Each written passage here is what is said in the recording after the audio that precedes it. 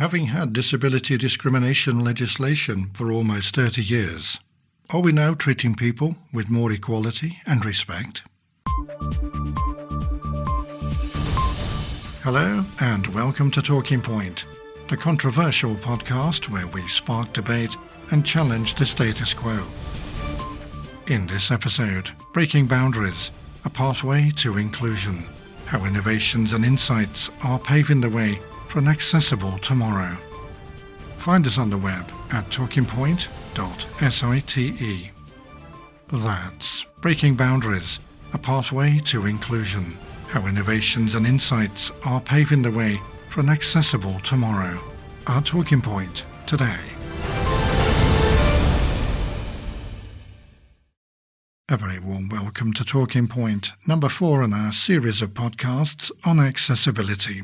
Today, research has shown that we are the hardest hit in society, and because we're the lowest fruit to pick off the tree. It's not acceptable, and we need to stop it now. We uncover the complex tapestries of accessibility laws and innovative platforms that are transforming public spaces. Above every door is a word that says welcome, and that's not the disabled person's experience. The disabled person arrives and they're met by somebody who doesn't understand how to interact with them, so they don't necessarily feel welcome. They need to experience it before they get better, and what we do is we help them experience it. And from legislation to culinary liberation. Start. 190 degrees C, 18 minutes. We spotlight Cobalt's revolutionary talking air fryer. The smell is very, very minimal. A game changer in assistive technology. The new air fryer, with just using what is essentially heated air and the fan actually circulating the hot air around as it cooks, you don't actually require any oil. Plus delve into clean air zones with North Staffordshire Chamber of Commerce Manager and Policy Advisor Declan Riddell as we explore their pivotal role in environmental action. We recognise the importance of improving air quality, but we feel that the measures suggested will have a detrimental effect on the business community. We're at info@talkingpoint.site.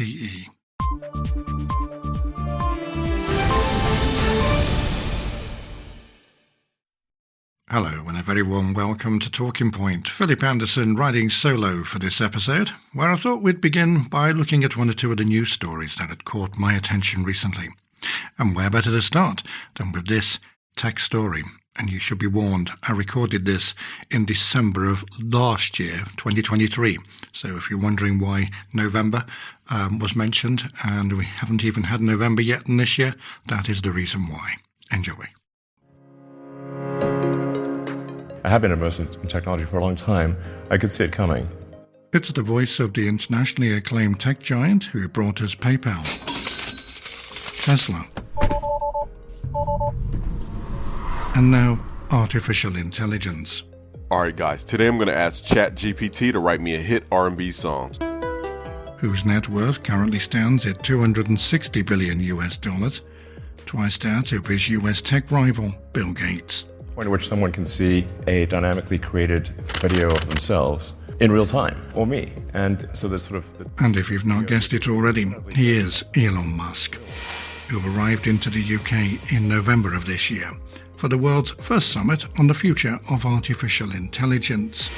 And where better to host it than at Bletchley Park, the home of the Museum of Computing and the world's oldest known programmable computer colossus, designed by that GP engineer Tommy Flowers in 1943 to decipher German code, and which was said to have shaved 2 years off World War II. Bill Gates said, where he was joined on stage by our very own Prime Minister, Rishi Sunak, in what can only be described as a private party, where members of the audience, including the press, were forbidden from asking questions, and where you could be forgiven into thinking Musk was there presenting his own ideal future utopia, featuring a world without jobs. There will come a point where no job is needed. You can have a job if you want to have a job for sort of personal satisfaction, but the AI will be able to do everything. I don't know if that makes people comfortable or uncomfortable. It's And where artificial intelligence made better friends than humans. I think there's also perhaps companionship, which may seem odd because how can the computer really be your friend. But if you have an app that has memory, and remembers all of your interactions, and has read you can say, like, give it permission to read everything you've ever done. So it really will know you better than anyone, perhaps even yourself. You will actually have a great friend. One of my sons has some learning disabilities and has trouble making friends, actually. And I was like, well, an AI friend would actually be great for him. And ending with this sobering thought. But it is somewhat of the magic genie problem, where if you have a magic genie that can grant all the wishes, usually those stories don't end well. Be careful what you wish for. By Jove, you could be forgiven into thinking he was talking to himself there. Well, perhaps he was. That was the tech giant Elon Musk on the future of artificial intelligence, and in a report by me for this episode of Talking Point. And one of the subjects that I didn't touch on, but certainly was discussed during that private conference, was the whole topic of security and how the world would fare should artificial intelligence rule it. Imagine it taking some interesting decisions where weaponry was concerned and possible launch of some ballistic nuclear missiles, etc. Doesn't bear thinking about, but that is one other concern should AI rule the world.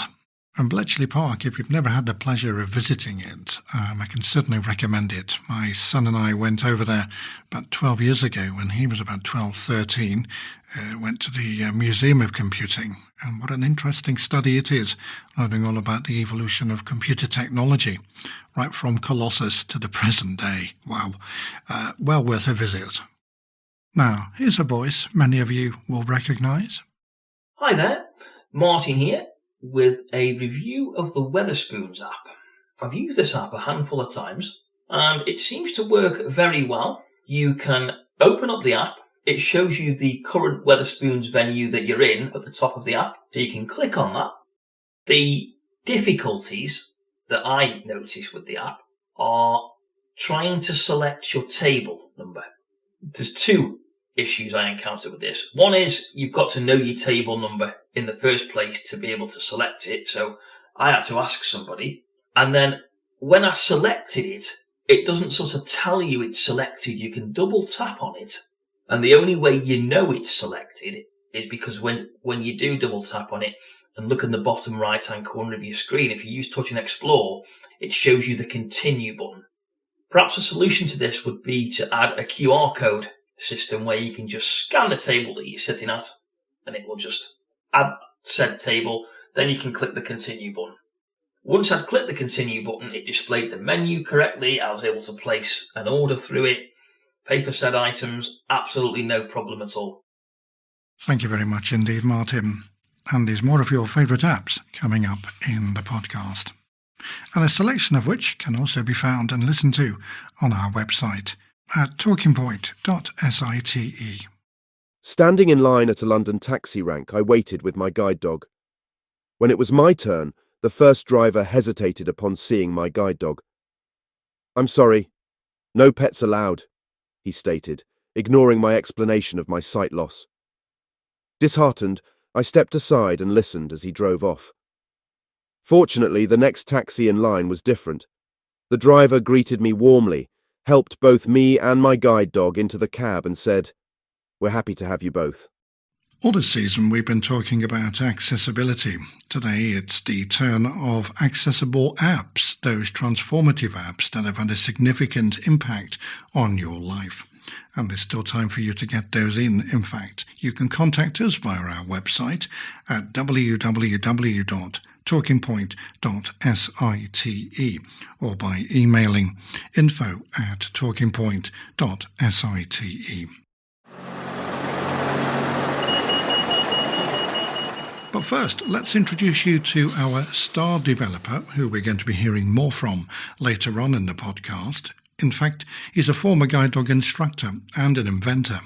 He's the mastermind behind Welcome, a name which cleverly merges welcome and me, signifying an experience that's about inclusivity and empowerment. Has a penchant for accessibility, technology, and of course, customer service, closely linked with Welcome. With a number of accolades under his belt, including the Entrepreneur of Excellence and Diversity Award, he's also the brains behind the world's first smartphone-operated Pelican Crossing in 2012. Button. He is Gavin Neate. Gavin, a very warm welcome.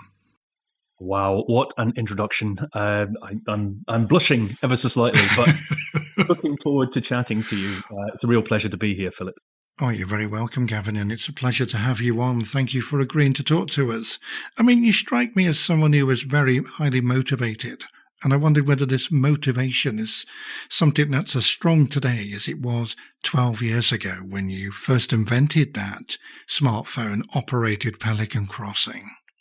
Yeah, it's probably even stronger. A good analogy is the person who starts the marathon and they know they can complete the marathon because they've done it before, but they're motivated at the start, obviously, but it's the last couple of miles that motivation probably, well, I'm going to keep going. Obviously, I am.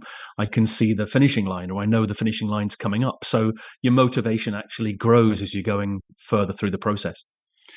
And how much of this enthusiasm came from your time spent as a guide dog instructor? Because you were, one for about 15 years? Yeah, so 18 years in total, but I started motivated. I was like, my God, this is just the best job in the world. I joined in 1996 after 10 years in the military as an RAF policeman. I just started doing some voluntary work with guide dogs and applied for a job as a dog trainer. And then the management team said, no, we want you to apply to the guide dog mobility instructor. And that's the person who trains the person with the dog. And I was highly motivated then. My idea of disability and disabled people evolved more to the stage where they just became my friends. I saw the barriers that they were facing rather than the person who was trying to help them over barriers. And I was just like, why do these barriers exist? That's my buddy trying to get from A to B. What an interesting question. Motivation for me was just really wanting to remove the barriers that society puts in the way of disabled people. And it sounds like from that, then, you learned a lot of empathy. Wow, that's really interesting. Empathy is like a superpower. I don't know if you can teach empathy to the level that some people have it. I mean, think about it from the point of view of somebody who works for Marie Curie or something like that, somebody who can be there when somebody's needing palliative care, and the amazing skills that people in the health sector have for the ability to connect with people. And that, it's just the greatest thing to have been blessed with. Interesting. And earlier you spoke about the barriers you'd noticed that got in the way of persons with alternative access needs during your time as a guide dog instructor. I'm keen to know more about what these barriers included and to what you felt your observations were associated. It's connected to the empathy thing. I would walk into a shop with my client. They didn't know how to interact with the disabled person. Above every door is a word that says welcome, and that's not the disabled person's experience. The disabled person arrives and they're met by somebody who doesn't understand how to interact with them, so they don't necessarily feel welcome. Any disabled person who walks along with somebody, if they're in a power chair or wheelchair, will sooner or later be in a situation where somebody else will talk to the person they're with rather than them. They need to experience it before they get better. And what we do is we help them experience it. And just going back to welcome finally, we are going to be talking all about the philosophy of the application later on in the podcast, but there's a fascinating story when we look at your branding, and there's a shift on the M and E of welcome in your logo. What's the significance of that in terms of what you deliver? I knew that I wanted to improve customer service by allowing people to communicate directly with the person that they were going to meet when they walk through a door. And one day I was thinking, well, I can't call it the customer service app. And I just thought, well, people are going to be feeling more welcome. And then I was just staring at the word one day, and it was as if there was a neon light around the letters M and E. And I went, oh my God, there's a me in welcome. I wrote the word, and then I changed the font on M and E. And I went, oh, wow, yeah. There we go. There's my logo. The key thing here is that it highlights the importance. Everybody needs to feel welcome. And of the many applications you've created, and there have been several, and we've touched on one so far really, the smartphone-operated Pelican Crossing, and then now we've got Welcome, which is a great lesson in customer service for anyone with alternative access needs. Of these, which are you the most proud? Which one gives you that real buzz? I can remember a time when there were these two young chaps who were testing out Button, and they approached a pedestrian crossing. They were both in power chairs. Neither had the ability to reach up and press the button physically, but the mobile phone that was in their pocket was set to our app. When they got to the crossing, the phone pressed the button for them. They both crossed the road for the first time totally independently, instead of waiting for somebody else to press the button. And I was just buzzing. And while we've got you on there, Gavin, before we move on to our next guest, we're asking everybody, because we're looking at the applications in people's lives that have either changed them, transformed them in some way. Do you have, other than your own, by the way, a go-to app that you like? Yes, I love trusted house sitters. I live in a motorhome and other people's houses. They go on holiday and I go and stay in their houses, which is where I am now. But Trusted House Sitters is an app which means that I can apply for all of these house sits across the country. And people then interview you and you can then go and live in their house for 4 to 6 weeks. It's absolutely brilliant. It only costs about £50 a year for whether you're a house owner or a house sitter. And it just puts you in touch with the people that need you. How accessible is it? I mean, I haven't tested it with VoiceOver or TalkBack or anything like that, but I don't think that it would be particularly difficult. But as I say, I haven't looked at it from that aspect. I've only just used it myself. Wow, I like the sound of that app, Gavin. I might even check it out myself. Thank you very much indeed. That's the Trusted House Sitters there. Gavin, thank you so much. Looking forward to hearing more about Welcome and its philosophy later on in the podcast. Gavin Neate there. And just to let you know that hopefully next month we're going to be talking with another developer, this time Be My Eyes, the app which enables those of us with sight loss to see the world together, courtesy of its many volunteers from around the world, which, according to their blog, has now exceeded 7 million, which is 1.2 million more than the population of Denmark, the very country where Be My Eyes was first conceived back in April 2012. And now with the launch of Be My AI, the virtual assistant of Be My Eyes, which harnesses the power of artificial intelligence being part of Gen 4, enabling us to see the world objectively as opposed to subjectively, something which I and many of you out there will welcome very much. Its founder and current CEO is Hans Jordan Ryberg, and we're hoping to be hearing from him next month on the programme. And speaking of apps, my thanks to all of you who've been sharing with us your favourite apps, those transformative apps that have changed your life in some way. Do keep them coming in, info@talkingpoint.site. Here's another taster. Hello, I'm Kate Walsden. 2 apps have changed my life. Seeing AI has been a game changer for me as it enables me to read my post independently. Furthermore, the Morrison's grocery app is another fantastic tool. When my food shop arrives, the app displays the use-by dates of the items I've purchased. While I typically rely on my senses like touch and smell for fruit and vegetables, for meat and dairy products, this app is a godsend. Thank you very much. And there's still time for you to send in your favourite apps. We're at info@talkingpoint.site. Your wait is... Start. High power. 2 minutes, 10 seconds. And my next guest requires very little introduction, except to say they brought us the world's first talking microwave in 1984, preferring human voices over synthetic speech, and survived 2 major UK recessions. And they're about to celebrate yet another major milestone in their technological history. And if you've not guessed it already, they are Cobalt Systems Limited, and their product manager is Carl Tillett, who's in celebratory mode, are you not, Carl? Yes, absolutely. We've spent most of 2023 actually doing some development, obviously with the pandemic and coming out of the pandemic and all the shortages of parts and chips and so on and so forth, all the components. We really struggled in that moment to be able to develop any new products. But as the world is returning to, I guess, what we now call the new norm, we've managed to start doing some development, and we are very, very soon going to release our new talking air fryer. Start. 190 degrees C, 18 minutes. As part of the development, we've also redeveloped both our combination oven and microwave oven. So we will be having new versions of them in early 2024 as well.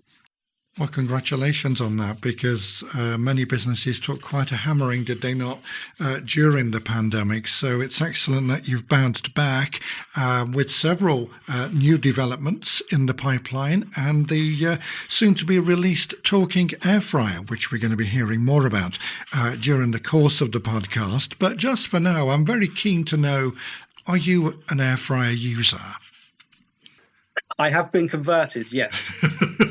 And how are you finding the experience? I'm enjoying it very much. It's very, very quick, very simple, and most of all, it cooks amazing food.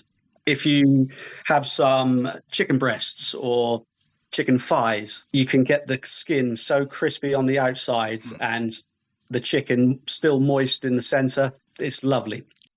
Well, I have to admit, you're educating me here, because I confess I've never ever used an air fryer, but I'm sure by the end of the program, I might be converted. But while we've got you on just for now, we're asking everybody for their transformative apps, the apps that have changed their lives. And I wondered whether you had a go-to app, you can recommend to our listeners. Yes, Google Lookout.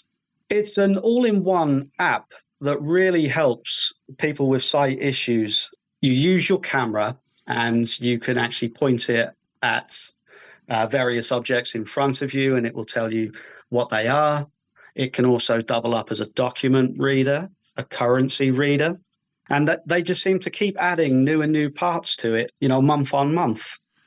Similar to the Microsoft Seeing AI application, something we're going to be looking at in a future episode of Talking Point in this season of podcasts on accessibility. But this is the Google equivalent. This is Google Lookout. And if it is, any of you out there have used it, and especially in conjunction with Seeing AI, then do get in touch. We'd like to know what you make to it. info@talkingpoint.site. But do stay with us, Carl. We're looking forward to hearing all about the talking air fryer we touched on earlier, and the world's first talking microwave Cobalt introduced us to way back in 1984. I was just 15 then. Well, moving swiftly on.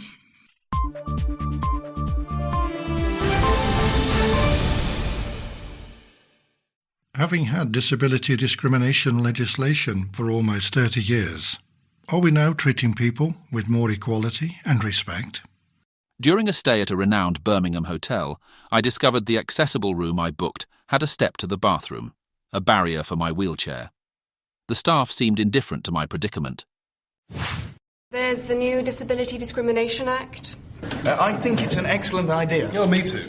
Commendable. About time, that's what I say. Absolutely, right. Then we support it. Good. No, you see, the Act's already come into effect. We have to decide what we're going to do about it. Do. What does that mean? Well, we do whatever the law requires us to do. Hearing aids, ramps, I don't know. Just keep the costs down.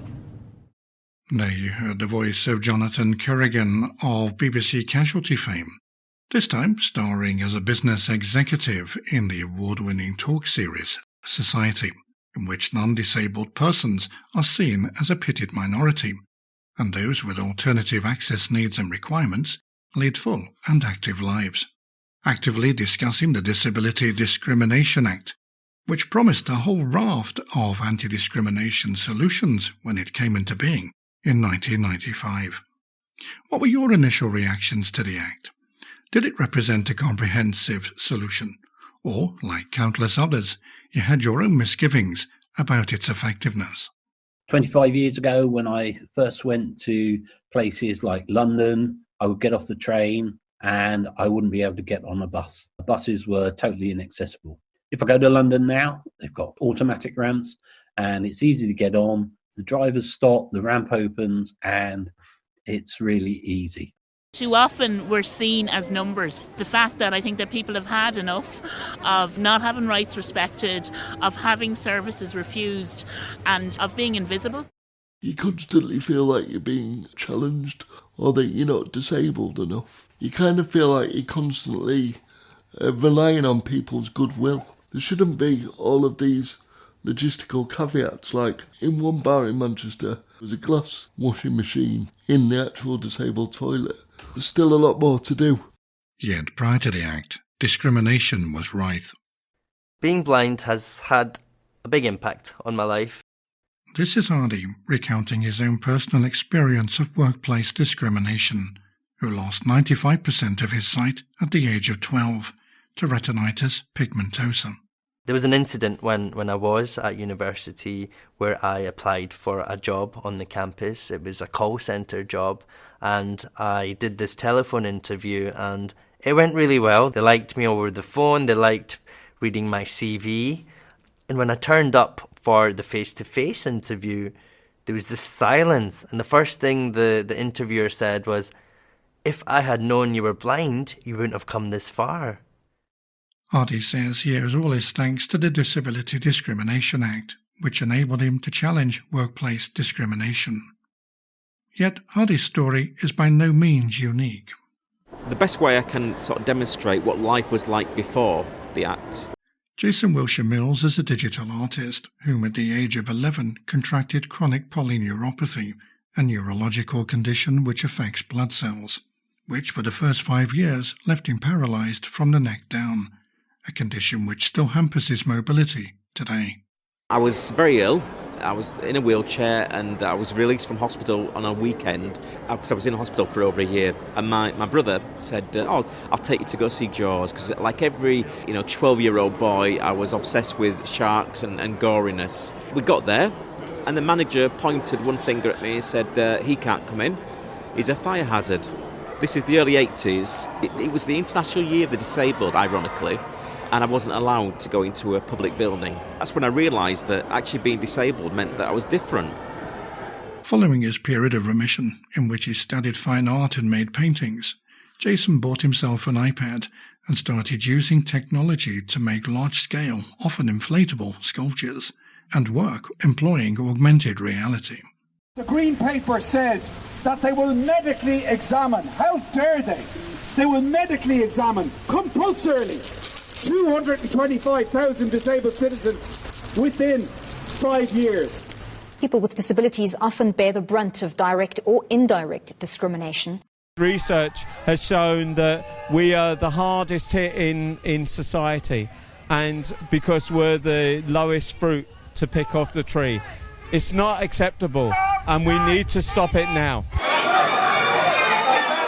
Following the introduction of the Disability Discrimination Act, which was the result of years of lobbying and campaigning by pressure groups and activists, a wave of optimism washed over the UK, with many believing disability discrimination would be a thing of the past. We are here in the light of truth. We are here. Everybody! My name is Edward Freeman. My name is Edward Freeman. I was born with cerebral palsy. However, the optimism was short-lived. The Act's ambiguous language and provisions raised concerns, making it easier for discrimination to occur. Ambiguous language is certainly detrimental to people being clear about what their rights are. Frances Leckie is editor of Independent Living. You're always looking to balance one person's rights against those of their colleagues or the resources of the business, trying to decide what's reasonable. It's not really surprising that there are as many cases of discrimination as there are.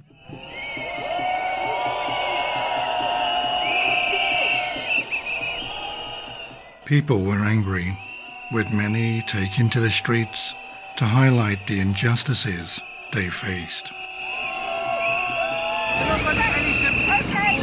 Listen, we're not interested in your sympathy. All we want is to be able to get on the bus the same as every other member of the public. If you want to get on the bus, get on the bus. How? This is stupid, How? like one in front. How? I'm getting that Oh, dragging me up the stairs, he's got another thing coming.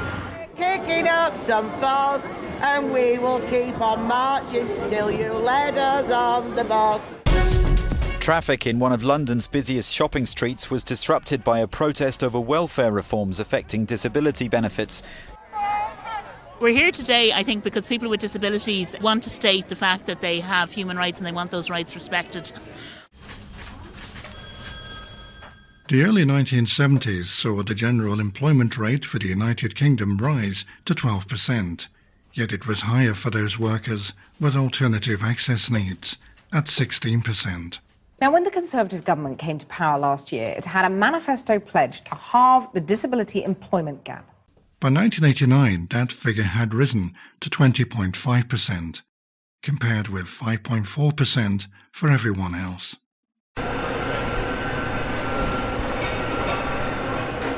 Employment opportunities were often restricted to low-paid roles, with piano tuning and basket weaving in sheltered workshops reserved for those with little or no vision, and packing houses and menial tasks for those with physical or neurodiverse needs. I lost my sight too late. With more senior positions reserved for the chosen few. That help me, so when I give lectures, I'm not reading. The staggered implementation of the Disability Discrimination Act over several years delayed the expected pace of change. 4 years after their daughter took her own life, a judge has ruled that the University of Bristol discriminated against her disability by failing to adjust assessments, given her social anxiety. Ambiguities in the Act led to loopholes for employers and service providers, sparking a range of reactions from those affected. There are no winners today. Natasha is still dead. The university's credibility is in tatters. How is that a victory? In an employment tribunal, the cases... Continuous legal battles ensued, with court cases and tribunals, as those with access needs felt let down by the legislation. Everyone in Britain is protected from discrimination, harassment and victimisation. Till the arrival of the Equality Act in 2010, which replaced the Disability Discrimination Act. Following protected characteristics under the Act. Fast forward 14 years. How effective is this piece of legislation proved to be? For the most part, the Equality Act has done what it set out to do. But more troubling, the third-party harassment provisions and the formal questionnaire procedure were repealed by the coalition government in 2015. So many view the last 10 years as a missed opportunity. While the government saw the Equality Act as a legislative leap, its effectiveness in curbing discrimination by its beneficiaries are mixed. There are 60 million persons with alternative access needs in the UK, but their employment rate stands at 53%, compared with 82% for everyone else, making the employment gap 29% and highlighting significant inequalities in the job market. Furthermore, Scope claims anyone with diverse access requirements face £975 a month in extra living costs and are more likely to live in poverty. I've actually seen Down syndrome working in cafes and everything. It depends on what the job is. In addition, attitudes towards those with alternative access requirements also raise concerns, with 72% claiming they've experienced a negative attitude in the past 12 months alone. If it was practical or it had to do with someone's health, for example, I wouldn't want someone that struggled in that area. Just getting better. Regrettably, legislative efforts alone are not enough in bridging the gap in accessibility. Currently, disabled people say that they don't want to go into businesses because they are expecting to be discriminated against. Promising initiatives like the Welcome platform, however, are making strides in the right direction. Above every door is a word that says welcome, and that's not the disabled person's experience. Its founder and developer is Gavin Need. The disabled person arrives and they're met by somebody who doesn't understand how to interact with them, so they don't necessarily feel welcome. They need to experience it before they get better, and what we do is we help them experience it. And its aim? It is a mission and an aspiration of mine for disabled people to have the same level of opportunity as everybody else. Welcome means that when they know that that venue is going to welcome them, they're more inclined to go there. And when I say welcome them, I welcome them in a way that is relevant to their access and communication needs. When you know somebody who's living with prosthesis, if you know that you can shake their right hand, which happens to be a prosthetic limb, and you do it, my God, you will feel brilliant. It is this mission that is reshaping how businesses interact with customers, focusing on inclusivity and understanding. From a user's standpoint, it's a beacon of empowerment, enabling change and active communication for diverse needs within industry. For businesses, Welcome is a tool, transforming customer service into an inclusive experience. It embraces all, covering a spectrum of needs. It's about inclusivity for everyone, from physical to cognitive. We have about 30 on the platform currently, where somebody can say, I want somebody to know a little bit more about hearing impairment before I turn up. I want somebody to know a little bit more about what it is to be a wheelchair user. I want somebody to know about visual impairment. But we've also got things on there like stammer and Tourette's, lipodemia, acquired brain injury, and aphasia and ataxia and diabetes. And we can add them very, very easily and very, very quickly. Every disability in every environment for every situation where somebody wants to receive improved customer service. Beyond accessibility, Welcome offers a suite of services, each designed to deepen connections and foster understanding. Here, Gavin explains how they focus not just on physical accessibility, but on addressing the diverse needs of everyone, ensuring every aspect of their customer service is catered for. Just recently, we launched with Battersea Power Station Shopping Centre and both Westfield shopping centres in London. But we're also in all Northlink ferry terminals across Orkney, Shetland, Aberdeen. City of Westminster Council now have Welcome in all of their leisure centres and all of their libraries. It's the relationship we have with them and the engagement that their champions have within those organisations is the icing on the cake. A person living with aphasia or lipodemia who's going to a particular venue says 2 hours before they're turning up that they are living with a particular condition. That training pops up on the screen. Now, I say training loosely. This is not the kind of training that I would deliver if I was doing a face-to-face training session. It is an overview and top tips on how to interact with that person when they arrive. 5 top tips. But it is also links to the charity that has given us the information on how best to interact.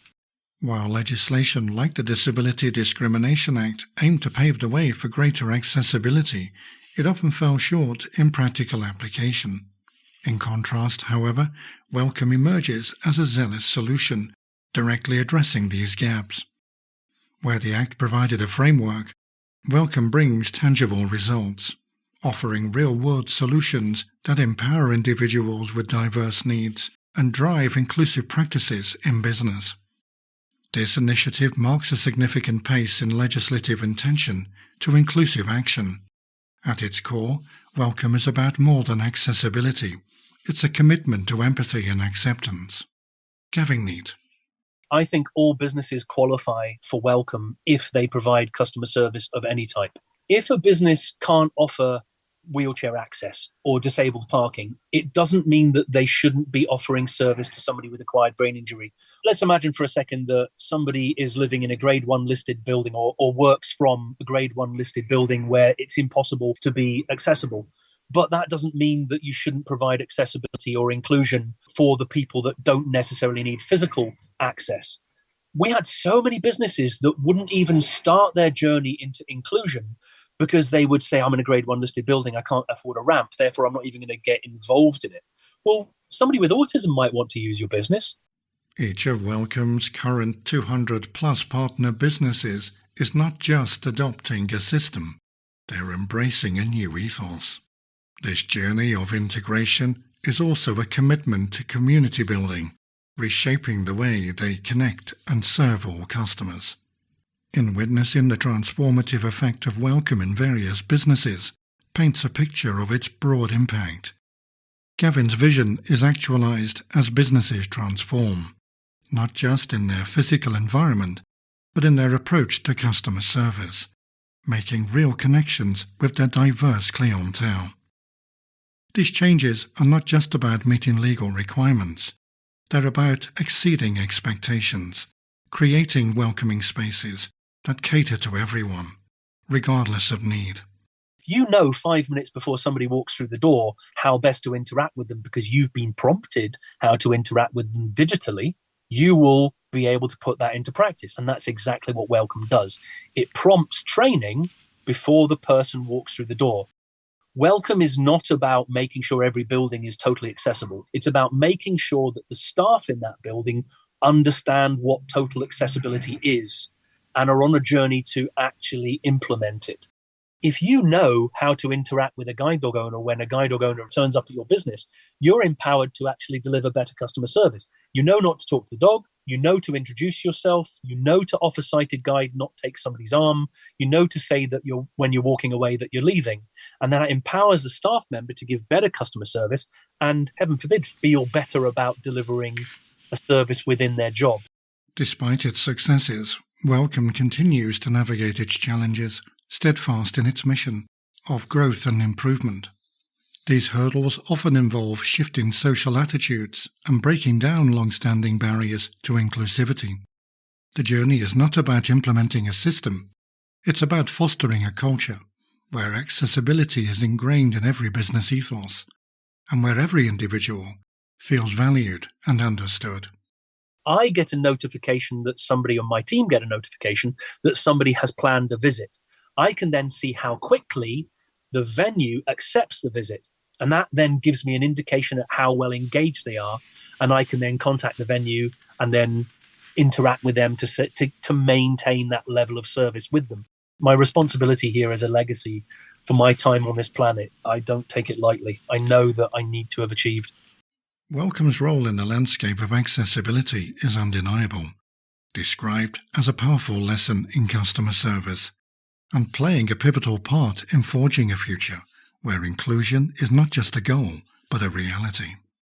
This platform is testament to the power of empathetic innovation, reshaping how businesses and individuals interact, ensuring that everyone, regardless of need, feels valued and understood. I regret that this wasn't around when I was a mobility instructor, because I could potentially have set a profile up for my client and interacted with the staff member and made sure my client had a better experience as part of the process of learning to be independent. And Welcome is a web-based application, which means you access it directly from your internet connection. Here you can set up a profile, browse and arrange visits to venues available at my.wel-co.me.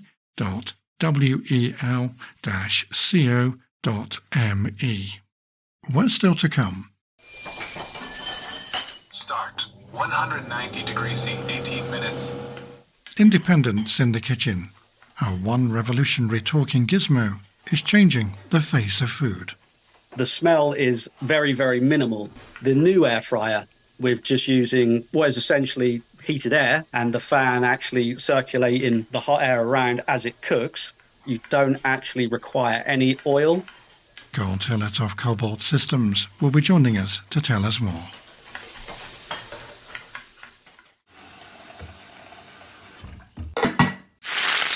Now, when it comes to cooking, what type of pans do you go for? Non-stick or stainless steel?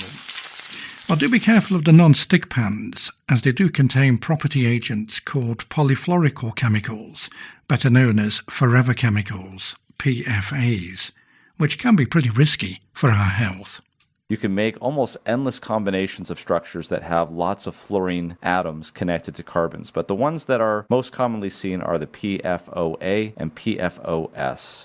Which, according to the Institute of Environmental Health Sciences, are a class of thousands of synthetic chemicals widely used in fire and water-resistant coatings like Teflon, and found in products like your non-stick pans.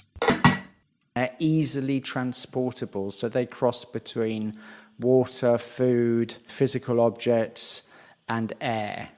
And unlike other chemicals whose properties break down over time, PFAs do not, hence why they remain in existence for thousands of years.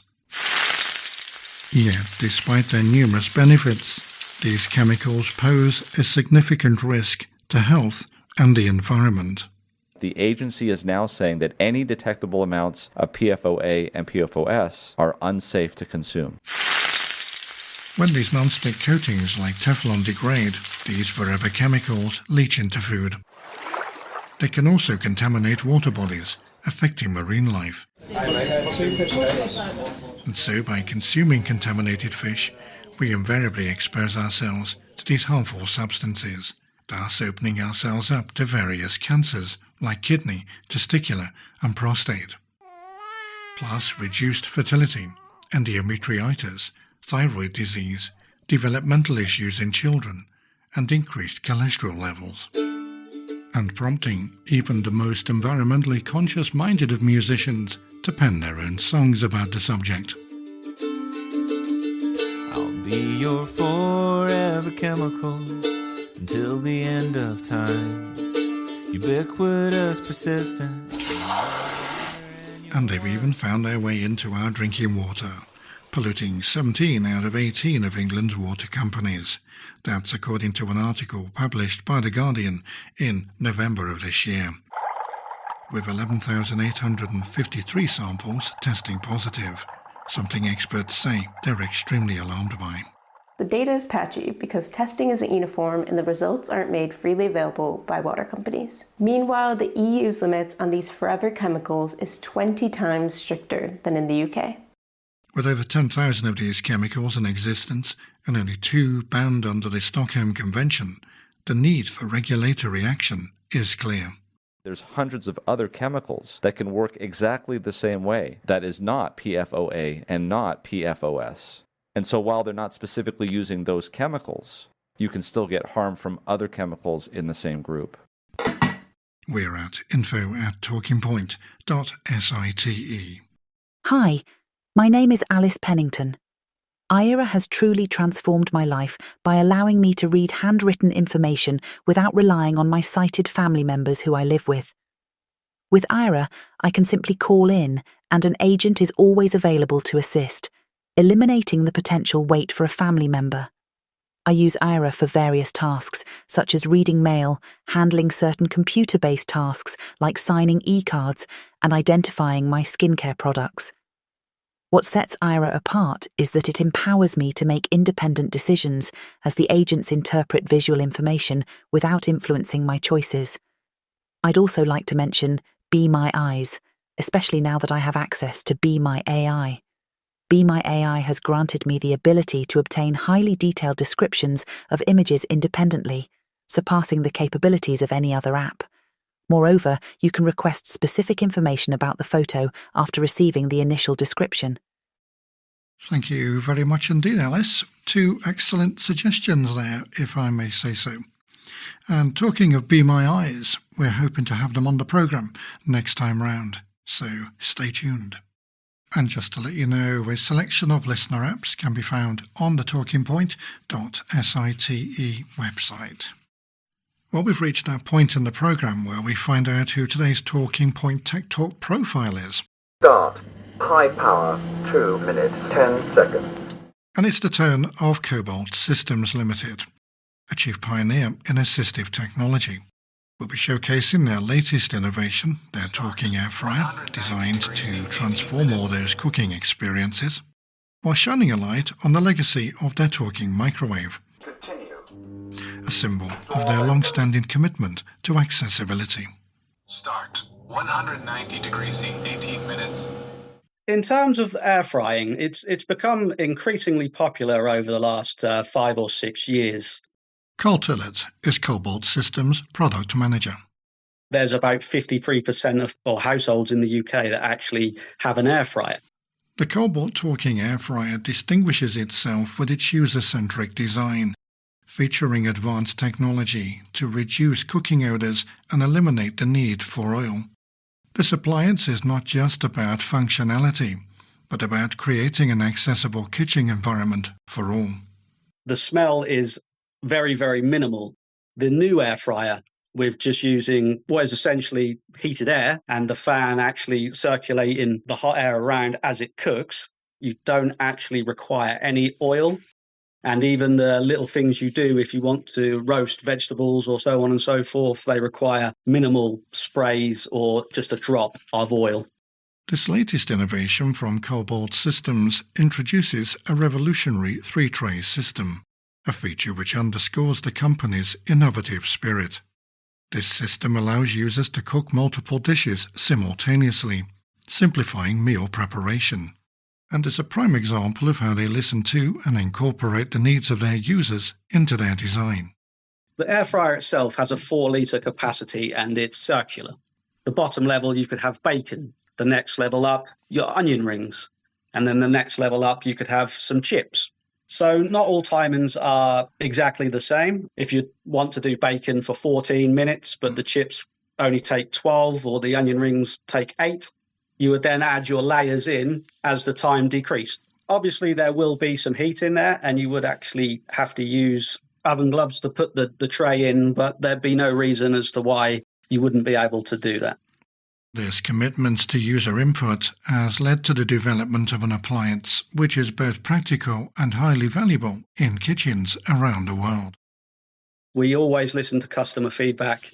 More and more people, while we were at exhibitions or people calling up, would say, we've heard of this air fryer, we've only ever heard good things about it, we would really like to give one a try. Is that something that you could develop?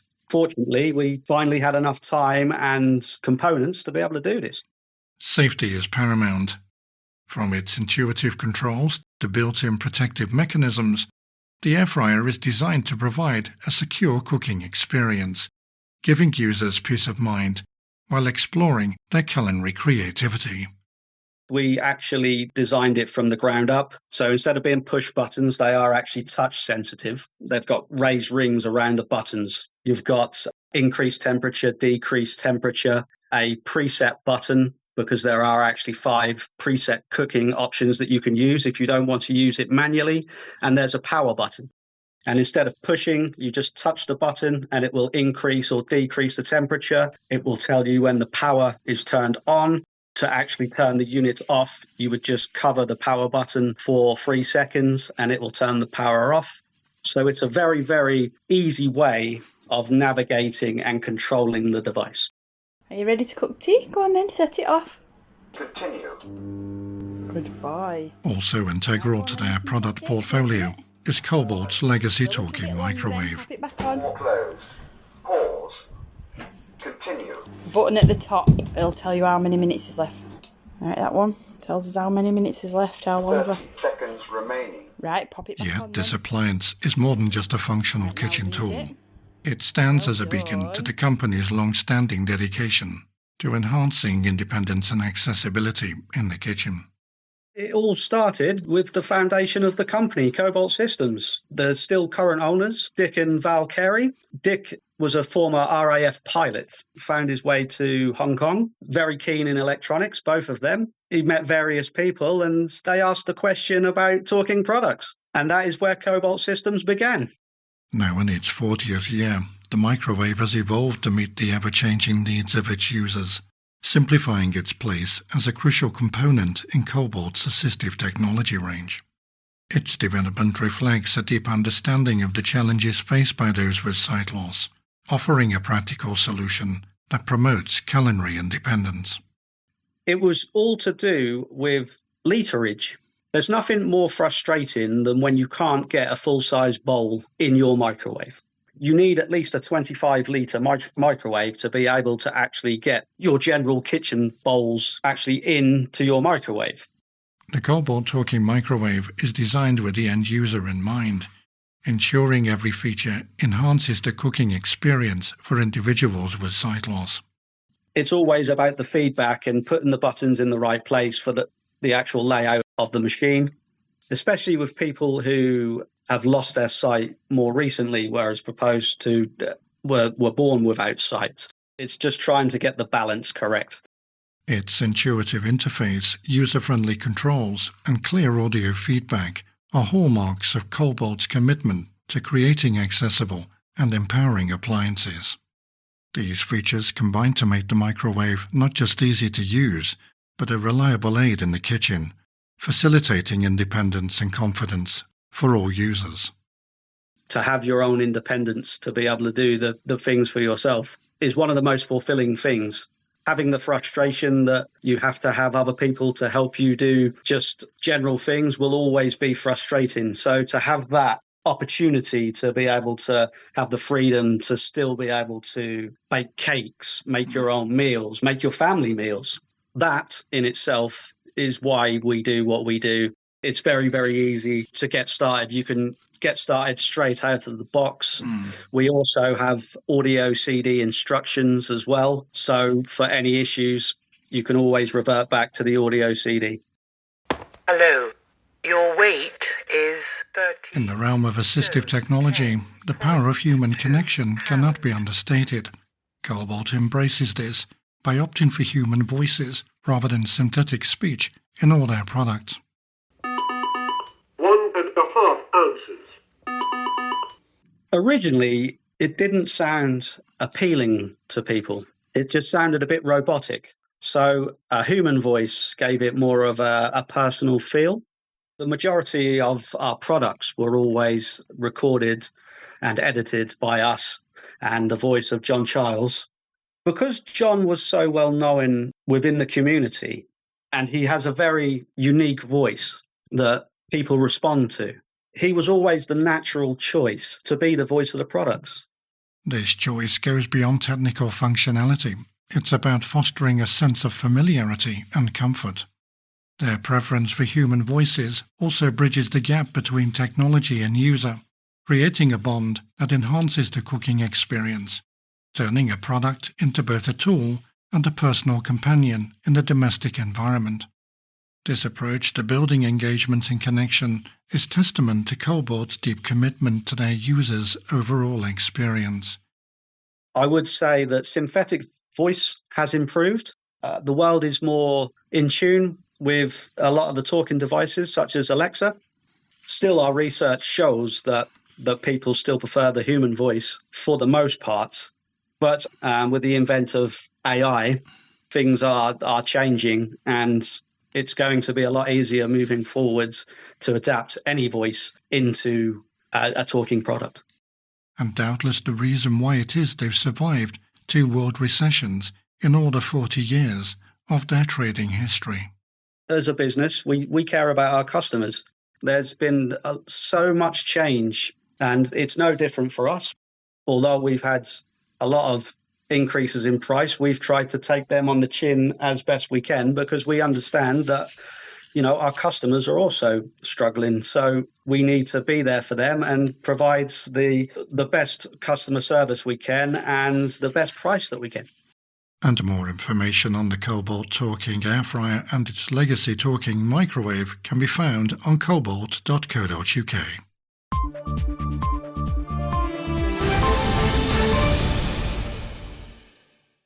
To environmental matters now, and in a moment we're going to be talking clean air zones with Declan Riddell, Manager and Policy Advisor with the North Staffordshire Chamber of Commerce.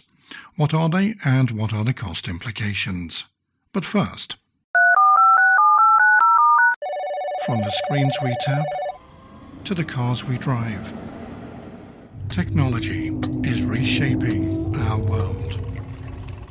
Last month on the programme we carried a feature on the cost of technology on the environment. It prompted a number of you to get in touch, some complimentary, others not quite so, including this disgruntled reaction from Tim Gray, an undergraduate from Welwyn Garden City. I tried listening to your segment on technology and climate change, but honestly, I found myself more caught up with your style of presentation than the actual content. Was it really necessary to present the information in such a way? I've heard other discussions on the topic, and they didn't need all the flair you added. It felt as though you were trying to make the subject more intricate than it really is. Perhaps if you had simplified things, or just delivered it like everyone else, it would have been more accessible for listeners like me. Where Susan Miller, on the other hand, was more complimentary, preferring to concentrate her energies on the power of the statistical analysis. I was struck by the data from Oxfam's research presented in your segment. The staggering fact that the carbon footprint of the wealthiest 1% is 175 times that of the poorest 10% paints a vivid picture of the profound inequalities we face in the context of climate change, This isn't just about environment, it's about social justice, equity, and our shared responsibility. Your emphasis on this stark disparity drives home the point that addressing climate change is not just about reducing emissions, but ensuring a just and sustainable future for all. Thank you for highlighting such crucial and often overlooked aspects of the climate debate. Yet the element of the feature to attract the most responses was our coverage of the UK Prime Minister Rishi Sunak's decision to use his private jet in lieu of a greener form of transport to unveil his carbon capture programme. Here's a couple. I think it's essential we view things in a broader perspective. While on the surface it might seem contradictory, there are aspects of a leader's role and responsibilities that sometimes necessitate such choices. The unveiling of a major carbon capture programme is no small matter, and ensuring the PM's timely and secure arrival might have been a paramount concern. It's also worth noting that leaders often operate on tight schedules, juggling numerous commitments. While I agree it's essential for our leaders to set an example, it's equally crucial to understand that every decision is often weighed against multiple factors, some of which may not be immediately apparent to the public. Let's give credit where it's due. At least steps are being taken towards a more sustainable future. The audacity of using a private jet to unveil a carbon capture program speaks volumes about the prevailing "do as I say, not as I do" mentality. Your pointed commentary on such actions, which are starkly at odds with their public pronouncements, is both necessary and commendable. It underscores the need for not just policies, but genuine leadership and leading by example in the fight against climate change. Such stark contrasts between words and actions by those in power must be highlighted and questioned, and I appreciate your dedication in shedding light on this issue. My thanks to all of you who contacted the programme. Do keep your comments coming in, info@talkingpoint.site. And the feature on the cost of technology on the environment is available for you to listen to on the talkingpoint.site website. Now, I wonder whether the recent onslaught of storms across Britain has signalled a turning point in our battle against climate change. Well, today we're joined by Declan Riddell, Manager and Policy Advisor at the North Staffordshire Chamber of Commerce, to discuss how clean air zones are not just a response, but a call to action. Declan, a very warm welcome. Hello, Philip. Good to be with you. Talking to us from your new location in Staffordshire Hall, I do believe. That's right, yeah. We moved to the Shire Hall Business Centre just over a year ago. It's owned by Staffordshire County Council. We're one of almost 20 tenant businesses within the building. It's been restored very tastefully, and it's become a thriving business hub right in the centre of our county town. But there is also the option for businesses to rent hot desking space on the first and second floors of the building. So if, for example, a business might be working predominantly from home but would like maybe a change of scene for the odd day in the week, they can come into the centre of the town, rent hot desking space at a very competitive price. Well, I'm pleased you mentioned flexible working there, because that ties in nicely with our upcoming topic on clean air zones, which means you can work from home rather than having to travel into work during the week. You are no longer using your vehicle, which has to be good for reducing your carbon footprint, people will say. And it's improving air quality for the residents, particularly of a built-up area like Stoke-on-Trent. But as you know, Newcastle Underlyne Borough Council, Stoke-on-Trent City Council and its Transport Authority, Staffordshire County Council, are shortly to introduce a Category C clean air zone for the city. Various areas have already been earmarked, and it's welcomed by some and not by others. On the one hand, people will say it's what's needed for the area, particularly where people's health is concerned because of the rise in pollution at peak periods. But businesses fear the cost implications, particularly for those businesses with vehicles that are of a certain age and therefore do not comply with the current regulations and would therefore incur charges for entering them. If they have to update their fleets, it's going to be very costly. But let's unpack these concerns as we go. Now, in your capacity as manager of the North Staffordshire Chamber of Commerce and obviously policy advisor, your prime concern are your member businesses. When it comes to these clean air zones, what have you been advising your members? The overarching aim here really is all about the need to improve air quality in North Staffordshire. Statistics suggest that as many as 200 deaths a year in North Staff are attributable to poor air quality. So it's vitally important that air quality is improved. Over the last year or two, we've sort of highlighted the awareness of what the proposals are all about. We've worked with the local authorities, as you say, Stoke-on-Trent City Council, Newcastle-under-Lyme Borough Council and their Transport Authority, which is Staffordshire County Council, to highlight the proposals, what could be introduced. And we've urged the business community just to express their concerns about it. We recognise the importance of improving air quality, but we feel that the measures suggested will have a detrimental effect on the business community. And clean air zones, as we know, are part of a government initiative, a wider programme to reduce pollution in some of our affected towns and cities across the length and breadth of the United Kingdom. And a directive was issued, was it not, in 2018 to all local authorities to look into some of the areas of concern and so earmark one or two areas that could potentially be clean air zones or declared clean air zones. 5 years on, where are we? Well, I think, as you said, it is a government directive, but the local authorities are looking at both schemes. They are looking to see whether records have changed, because obviously during that time we've had a pandemic, which had a big impact on less cars on the road. People were staying at home, working from home. Traffic numbers have now risen. So I think there is ongoing review work to see where we are exactly in terms of traffic vehicle movements across the area and the impact that's had on both schemes. And then looking at the positives, the objectives, how do clean air zones aim to address air quality? They're all about just improving air quality by making sure that non-compliant vehicles aren't travelling in those areas certainly at peak times of the day. The clean air zone is going to be a 24/7 model, so it's just about making sure that these vehicle movements will hopefully help to reduce air quality. That's the overriding aim of the proposals. And in looking at the financial implications for local businesses and businesses generally, there are several, and I would like to just focus on the updating of one's fleets, because that's quite a major outlay for some businesses, or it's certainly going to be involving quite a lot of capital outlay. What have you been advising your businesses in this regard? Well, again, we've highlighted this as a potential impact on the business community. So you quite rightly say, yeah, businesses with lorries, with vans in the clean air zone, which aren't compliant, would need to be upgraded at significant cost. But also another impact on that is that any vans or lorries coming into the clean air zone which aren't compliant would have to pay a charge to enter that area, and they in turn might pass that charge on to the customer business based within the clean air zone. So businesses could be hit two ways, really. And what about the question of grants? Is there any financial aid businesses can apply for?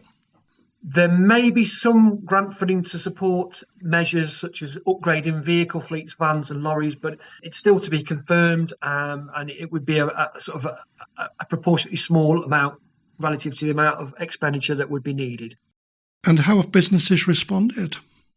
Businesses are understandably concerned about the impact of the proposals for the clean air zone and also the bus gate. The bus gate's a slightly different issue because we feel it's going to have a big impact on businesses' ability to recruit and retain staff, especially businesses along the Etruria Road corridor leading from Basford into Newcastle, but also in a wider area from Hanley and Festival Park.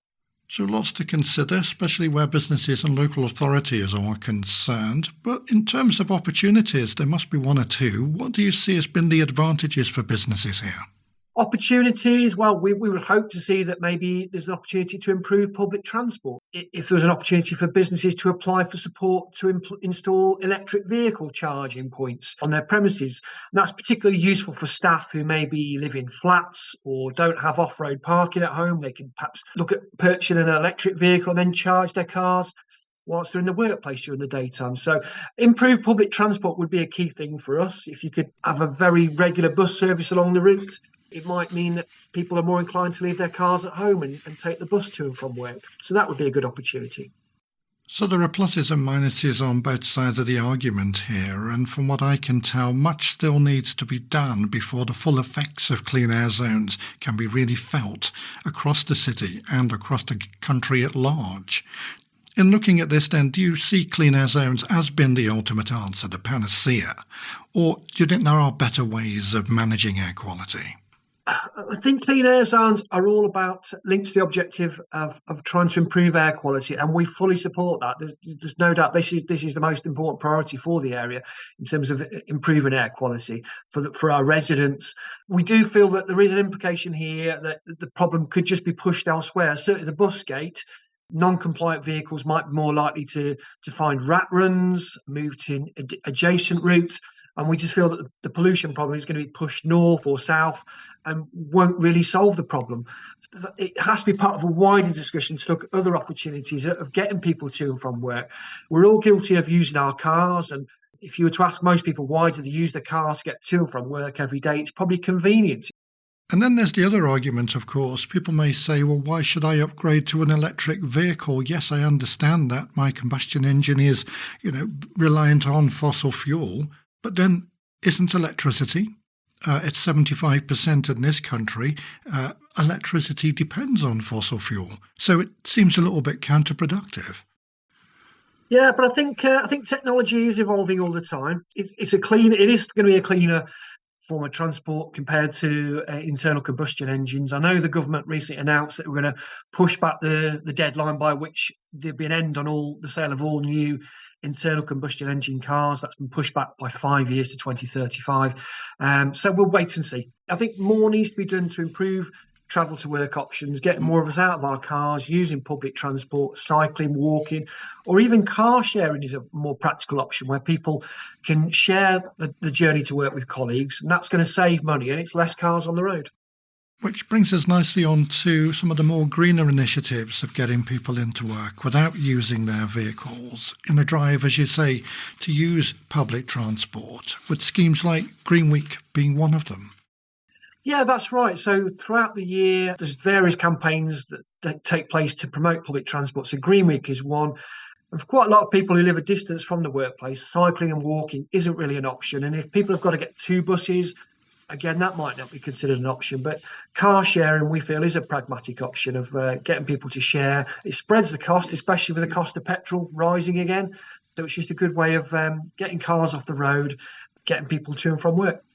All provided people fall in line with that. But people might be reluctant to walk to work if they thought that the air quality around them was pretty poor. Yeah, this is true, perhaps. But, walking to work and cycling to work can both be a good means of keeping fit, get exercise in. And we're quite lucky around the area that we've got quite a lot of off-road walking, cycle paths. Flexible working is certainly something that's been introduced in more places in recent years. So that's a good thing too, where people have got the option if they want to work from home, they can do so now. I suppose the only downside of that thing, it certainly affects town centres. If more people are working from home, then people aren't popping out at lunchtime for a sandwich, they're not collecting their dry cleaning. So getting people into the workplace on a regular basis helps to support our local retailers. The challenge for businesses would be coordinating employee schedules. Yeah, this is true. I mean, and some businesses are quite relaxed about people working from home. Others are more passionate about getting people back into the office. People miss that dynamic when they're working from home, coming together, having a quick chat, rather than emailing back and forth. And as a man who does a bit of both, works from home and is out and about and in the office, I mean, how do you feel about it all? Strange times to start with, but I enjoy having that good balance, really. I enjoy that in-between bit where you can work from home, but if you need to focus on something specific, you can. I feel more productive sometimes at home, but I also enjoy the chance to talk to colleagues, run through things, have that face-to-face interaction. So I enjoy the balance. Oh, I agree. And as someone who has been either a self-employed or a managing director, I've had the pleasure of working from both home and the office. Which one do I prefer?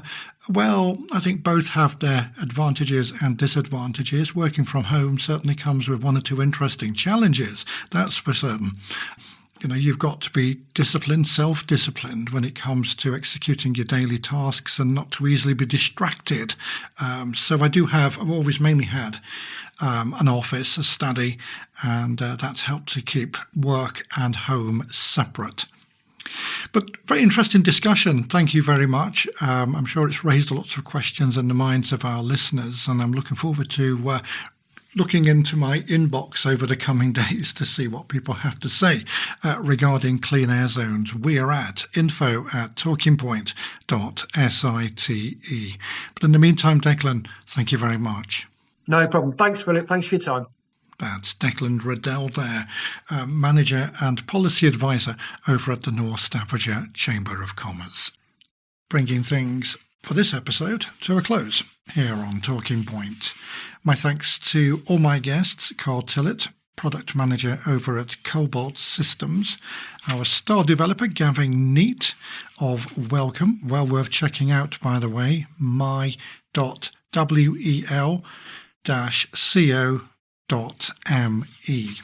And of course, Declan Riddell, who we've just been hearing from, Manager and Policy Advisor over at the Chamber of Commerce. And of course, to you for listening. I'll be back in a couple of months' time with the last in this season of podcasts on accessibility. So we'll be starting a brand new season after that, subject or theme to be confirmed.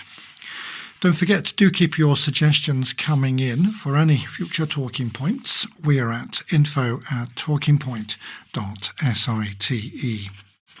In the meantime, whatever it is you're doing, do it safely. And if it is you would like to listen to this and other episodes, or find out how you can get involved with the podcast, we always love to hear from you. You can find us at talkingpoint.site. Do take care of yourself. Look forward to your company in a couple of months' time or thereabouts when my health permits. But unfortunately, I'm not as regular as I used to, and I'm not talking about my nether regions when I'm talking about being regular there. So hopefully when my health does permit, I'll be back with you with another episode. Do take care. Bye-bye.